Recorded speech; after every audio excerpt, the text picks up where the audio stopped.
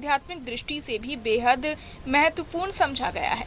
मान्यता है कि ग्रहण के समय राहु और केतु का असर बहुत ज्यादा हो जाता है, जिससे वातावरण में नकारात्मक ऊर्जा फैलती है। यही वजह है कि इस दौरान सभी शुभ काम जैसे पूजा पाठ, शादी ब्याह या नए कार्यों की शुरुआत रोक दी जाती है और लोग सावधानी बरतते हैं।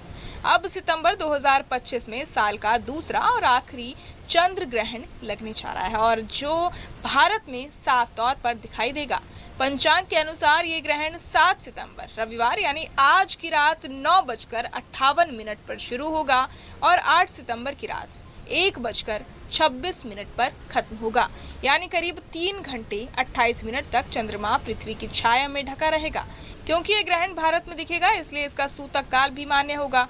सूतक काल हमेशा ग्रहण शुरू होने से 9 घंटे पहले शुरू हो जाता है, यानी 7 सितंबर को दोपहर 12:19 से लेकर रात 1:26 तक सूतक रहेगा। धार्मिक मान्यताओं के अनुसार सूतक काल में पूजा पाठ, हवन या कोई भी धार्मिक अनुष्ठान पूरी तरह वर्जित है। मंदिरों के कपाट बंद कर दिए जाते हैं और नई पूजा अर्चना नहीं होती।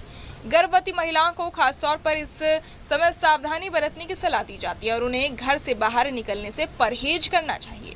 इसी तरह खाना बनाने और खाने पर भी रोक होती है, क्योंकि ग्रहण काल में बनाया गया भोजन अशुद्ध माना जाता है। धारदार और नुकीली चीजों का उपयोग भी इस समय शुभ नहीं माना जाता। अब बात करें इस समय क्या करना चाहिए, तो शास्त्रों के अनुसार ग्रहण और सूतक काल में भगवान का नाम जपना और मंत्रोच्चार करना बहुत पुण्यकारी माना जाता है। कहा जाता है कि इस समय किया गया मंत्र जाप सामान्य समय की तुलना में कई गुना ज्यादा फल देता है। ग्रहण खत्म होने के बाद शुद्ध जल से स्नान करना चाहिए और घर में गंगा जल का छिड़काव करना चाहिए ताकि नकारात्मक ऊर्जा दूर हो सके। पहले से बने भोजन, दूध और दही जैसी चीजों में तुलसी के पत्ते डालकर रखना चाहिए ताकि वो दूषित ना हो।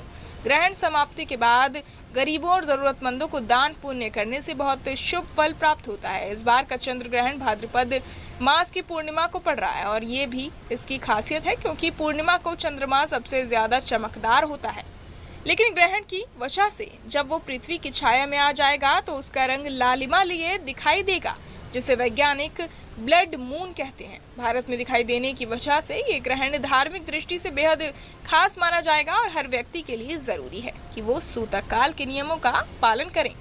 ऐसा करने से ग्रहण दोष का असर काफी हद तक कम हो जाता है और भगवान का नाम जपने से कई गुना पुण्य भी मिलता है। कुल मिलाकर ये ग्रहण सिर्फ एक खगोलीय दृष्टि से नहीं बल्कि आध्यात्मिक रूप से भी एक अहम घटना है जो लोगों को अपने आचरण और श्रद्धा से विशेष फल पाने का अवसर देगा।